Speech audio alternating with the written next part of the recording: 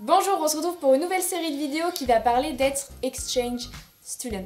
Donc dans cette première vidéo, je vais vous expliquer ce qu'est un exchange student, pourquoi, comment j'en suis devenue une, etc. Et dans les prochaines vidéos, on parlera de plein de choses reliées à l'échange, on va parler des destinations, pourquoi pas vous donner quelques conseils, etc.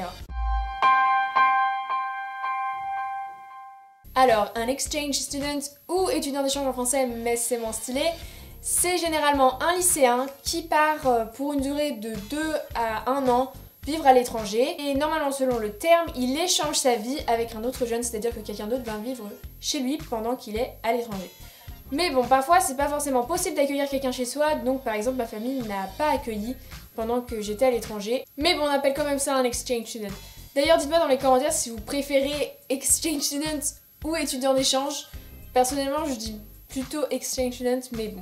Pour moi, tout a commencé en 2014 quand ma mère nous a emmenés, mes frères et moi, aux États-Unis, près de Chicago, pour voir une famille qu'il avait hébergée pendant sa jeunesse, pendant qu'elle travaillait un été aux États-Unis. Avec mes frères, on leur a dit qu'on était vraiment curieux de voir à quoi ressemblait un vrai lycée américain. Et un coup de fil plus tard, les secrétaires du lycée du coin étaient d'accord pour nous laisser visiter le lycée complètement vide parce que c'était l'été. Et là, en marchant dans les couloirs, gros déclic, je me suis dit je veux absolument savoir ce que ça fait d'être un étudiant normal ici, d'aller en cours, de faire ma vie, mais de vivre comme quelqu'un d'ici. En faisant des recherches et en me renseignant mieux, je me suis rendu compte qu'en fait, mon rêve c'était pas spécialement de vivre quelques mois aux États-Unis, mais juste de vivre comme une élève normale à l'étranger en fait. Alors au début je voulais vraiment pas redoubler, donc j'étais dans l'optique de trouver quelque chose pendant les vacances d'été, et c'est là que j'ai trouvé AFS Vivre sans frontières. Donc c'est une des organisations qui propose tout simplement des immersions totales de 2 mois dans des pays de l'hémisphère sud, puisque quand on est en vacances d'été, chez eux c'est l'hiver, donc ils vont quand même à l'école. J'ai donc carrément saoulé mes parents jusqu'à ce qu'on m'inscrive, et donc finalement on m'a inscrite avec en premier choix l'Australie, mais j'étais en liste d'attente, donc c'était pas sûr que j'y aille. Et en deuxième choix, l'Argentine, et en troisième, je m'en souviens plus.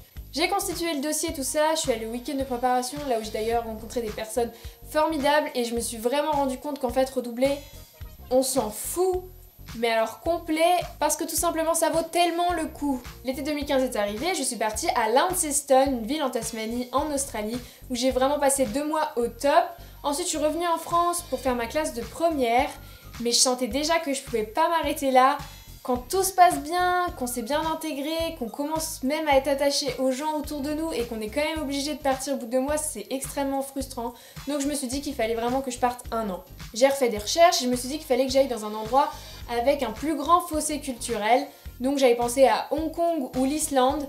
Mais parallèlement, j'avais aussi l'idée de me rapprocher de mes origines italiennes puisque mon grand-père était italien. En plus, ça arrangeait tout le monde puisqu'en fait mes parents n'auraient pas pu repayer l'organisation, comme ça a un coût quand même. Et en allant en Italie, j'avais pas besoin de passer par une organisation puisqu'en fait j'ai une grande tante qui habite en Toscane et donc pas besoin de famille d'accueil. Et donc finalement, j'ai passé l'année dernière à Lucca en Toscane en Italie, donc c'était l'année scolaire 2016-2017. Je suis revenue et je suis actuellement en terminale. Voilà, je pense que c'est important que vous compreniez mon parcours avant que je vous explique plus de choses. J'ai déjà fait des vidéos sur chacun de ces 2 échanges sur ma chaîne, mais j'ai jamais parlé de l'échange en général. Et si je fais ces vidéos maintenant, c'est parce que j'ai pris du recul sur ces 2 expériences et que je pense maintenant être prête à en parler objectivement. Voilà, si vous avez des questions, n'hésitez pas. Et puis en attendant, à la prochaine!